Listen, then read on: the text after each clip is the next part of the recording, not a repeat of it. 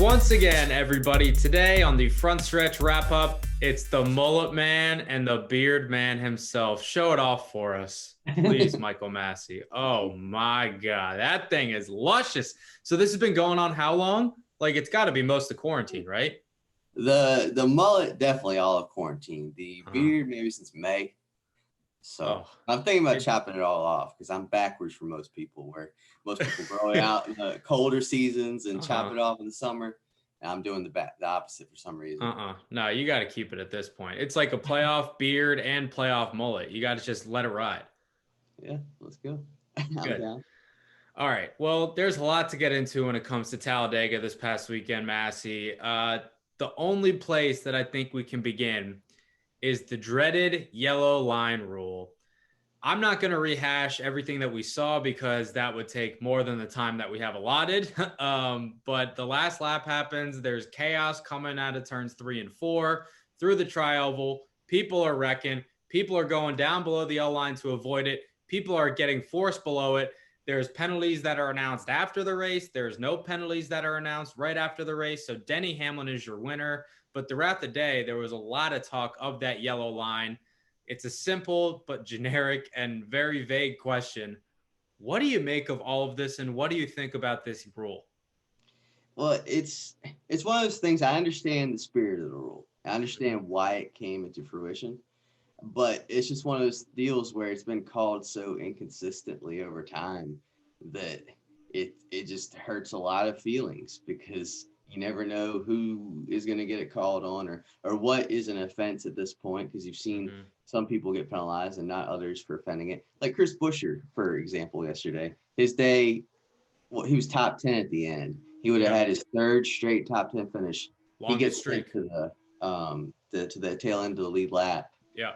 Just because Jones slammed him and then he went down on Hamlin, forced Hamlin down. He had no other option. Yeah, I understand why the rule is in place, but I think when it comes to instances like this where you see so much chaos at the end and then there's more chaos because people watching and even the commentators and the drivers inside the cars don't even know what's going to happen. And NASCAR wouldn't say this, but I'd be willing to bet that they also probably are having a little bit of a tough time officiating it. And Scott Miller said after the race that it was, quote, pretty clear cut in terms of Hamlin going below the yellow line. But then he also mentioned the 9 car of Chase Elliott, and he was penalized to start with. Hendrick Motorsports filed a formal protest, and I go downstairs to eat dinner after the race. I come back upstairs, check my phone, and I see that he now finishes in the top 5, and Buescher gets booted back to the 20s. So I'm just like, there's too much minutia that goes into this one simple rule. And part of me thinks, yes, if you do eliminate it, there will be more crashes. But then the other part of me is thinking, well, and Dale Jr. said it on the broadcast too, like, I don't think you can crash more cars than you did yesterday. And if you can avoid any confusion that we had, like we had yesterday for the new fans that are watching, this race for the most part was on big NBC. I think that if you can like avoid all of that confusion, that is the best case scenario here. But there's a lot more pieces that go into it. And that's why it's a complicated issue. If you want to talk safety, when did the Ryan Newman crash happen? It happened with the yellow line rule in place. So you can't tell me that's right. Preventing crashes. That's a good point. Yeah, I didn't think about that. So what do you think that means then in terms of them possibly changing it? Do you think it's going to change, or you think it'll probably just stay the way it is? I think people have been complaining about it since before the Regan Smith incident back in 2008. Yep. And it hasn't changed since then. And I don't think it's going to change. It's just going to continue to be one of those things we complain about every 4 times a year. Yeah, I probably have to agree with you. I think at this point, seeing what we've seen and hearing what we've heard from the people that matter, doesn't seem like it's going to change. And the drivers too, they've said that it's no real thing worth changing. One of the drivers that said that was the winner, Denny Hamlin, 7th win of the year, one shy of his career high of 8 back in 2010. No reason to think he can't tie that mark and definitely best it. And his strategy, along with Kevin Harvick, who got caught up in a wreck late, was hang around in the back the entire race, pounce and make your move really, really late in the going. And it wound up working out for him. One, were you surprised that strategy that they employed worked? And 2, what can you say about Denny Hamlin on super speedways? Because if you look at the stat sheet and the box score of what he's done at Dega and Daytona, it is really something to behold. Yeah, so like you said, I'm not surprised Denny won at Talladega. He's very good at those tracks. He's probably, since Keselowski and Logano haven't really been getting it done this year on those tracks, Yeah. I'd say Denny's the best super speedway racer, maybe between him and Blaney.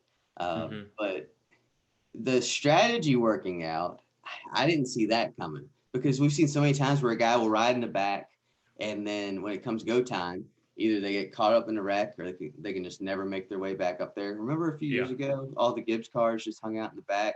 Yeah, the whole time. Yeah, they came time for the end of the race, and they couldn't get to the front. They finished like 31st through 34th or something like that. So it was rare for that to work out, but there's so many crashes that ended up being a genius strategy for him.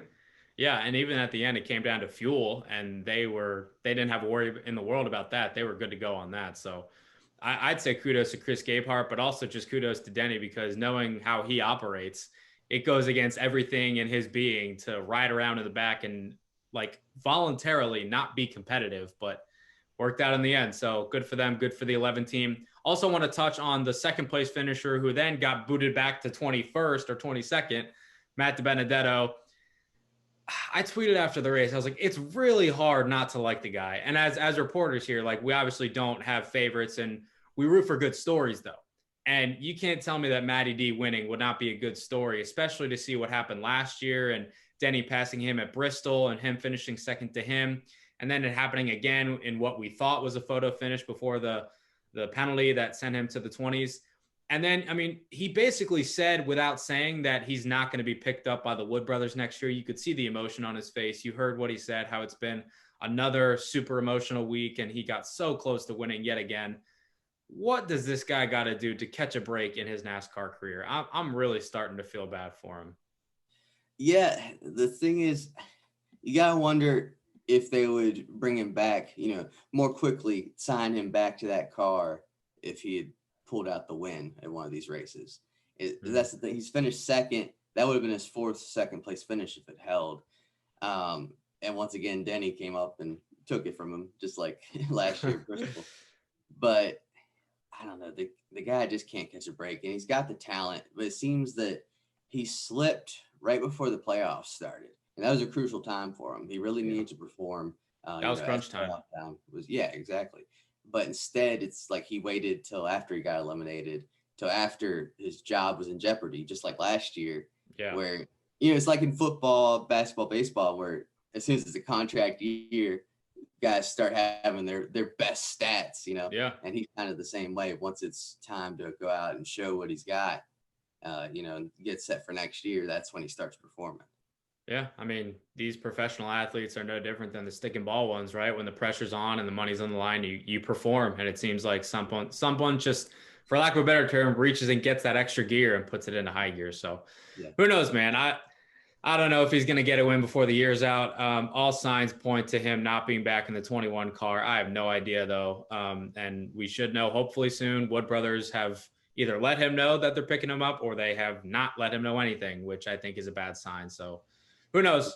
We'll see. And I also have no idea what's going to happen next week at the Roval, because it's the Roval. Although, I'm used to saying that, but I think in recent years, and especially recent road course races, I think we can actually expect a couple things to happen, which is Chase Elliott and Martin Truex Jr. to run up front and probably contend for the win.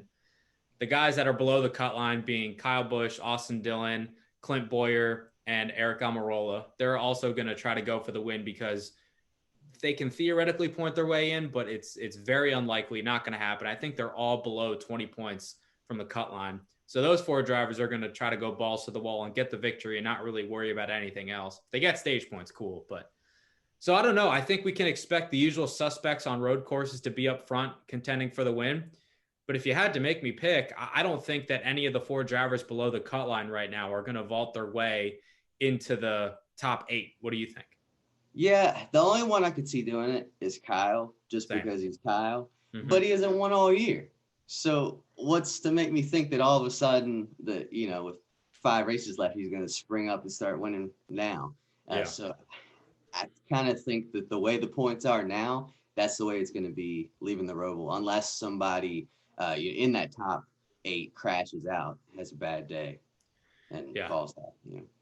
I don't know. I think it's going to be the Chase and the Truex show, and one of those drivers will probably win. As you said, out of the 4 drivers below the cut line right now, I think the clear cut person to possibly get the win is Kyle, because he's Kyle. But I don't know. I think it's going to be a uncharacteristic, anticlimactic cutoff race. Yeah. Which at the Roval is crazy. But I don't know. That's just kind of what I think. I mean, Talladega was wild. We just saw that, and I don't know. I think the Roval, it's somewhat predictable at this point because we've seen it the past couple of years. But then again, I mean, we could have a last lap finish between, who knows, Elliott and Truex, and Kyle's in third, just like we saw in the inaugural race. And Blaney comes in, gets the win. Kyle could get the win. That could flip everything upside down. So that's the beauty of this thing, Massie. That's why we watch every Sunday, right? Yeah. More than likely, though, if Truex and Chase do take each other out, it's going to be Hamlin or Harvick sitting there in third. Yeah, probably. Just stack on another win, you know? Yeah. Well, that's 2020 in a nutshell. Well, thanks for joining me today, Massie. We appreciate it. Keep growing out the mullet. Keep growing out the beard. We need to market this somehow. We need to get like some mullet company or mane and tail. Let's get them as like a sponsor or something, and we can watch you shampoo yourself every morning. That'd be great. Let's do it. That's a great place to end it. Yeah, of course. That's a great place to end it. Thanks, Massie. We'll talk next week.